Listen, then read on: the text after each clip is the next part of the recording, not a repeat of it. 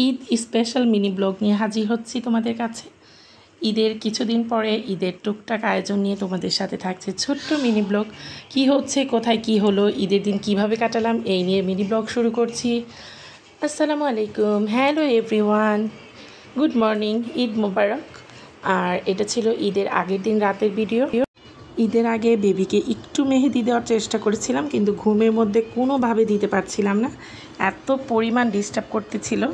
আর ঈদের দিন সকালবেলা উঠে মাশাআল্লাহ কাজে ব্যস্ত হয়ে গেলাম।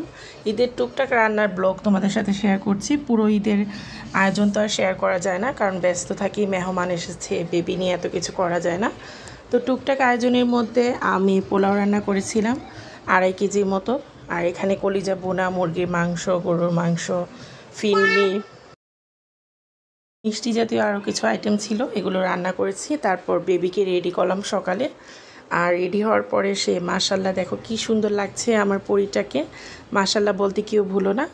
আর এই ঈদটা আমার খুব স্পেশাল কেটেছে, কারণ বেবি এই ঈদে নতুন ড্রেস বুঝতে পেরেছে, সব মেহমানদের বুঝতে পেরেছে। এখন ফিরনি দিয়ে নিচ্ছি বেবির বাবাকে, আর আমাদের বাসার কেয়ারটেকার ভাইকে খাবার পাঠিয়ে দিলাম দুপুরে। তারপর আমিও রেডি হয়ে গেলাম, মেহমান আসা শুরু করে দিয়েছে। আর আমরা ম্যাচিং ড্রেস পরেছিলাম কিন্তু পরিবারে। মাশাআল্লাহ আলহামদুলিল্লাহ আমাদের সুন্দর একটা ঈদ উদযাপন করলাম, তোমাদের সাথে শেয়ার করছি। আর আমাদের বাসায় মেহমানে একদম ভরপুর হয়ে গিয়েছিল, প্রচুর মেহমান এসেছে, বাচ্চারা এসেছে, ভাতিজি ভাতিজা, বোনের ছেলে মেয়ে সবাই এসেছে। এর জন্য আরও বেশি আনন্দঘন মুহূর্ত কেটেছে। বেবি তো খুব দৌড়াদৌড়ি হইচই এত সবাইকে দেখে। আর বোন এসে পড়েছে মানে ঈদ আমার পরিপূর্ণ হয়ে গিয়েছে আলহামদুলিল্লাহ।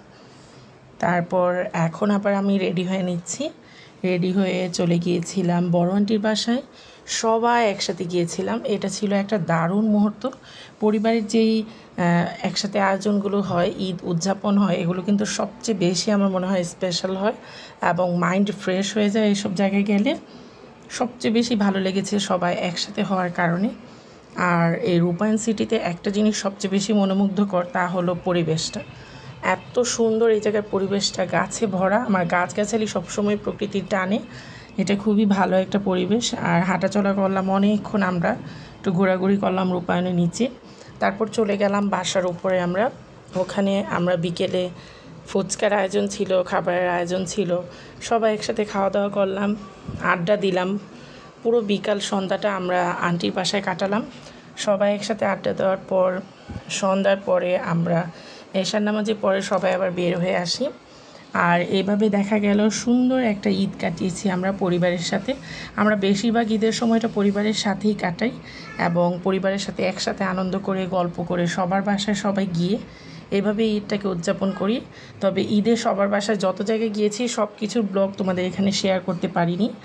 আর মেহমানের জন্য এবং সবাই আসার জন্য রান্নাবান্নারও সব ব্লগ আয়োজন করতে পারিনি। এই যে ফুচকার আয়োজন ছিল, সব কিছু ছিল, সবাই খুব আনন্দ করে খেলো। তারপর বাসায় চলে আসি।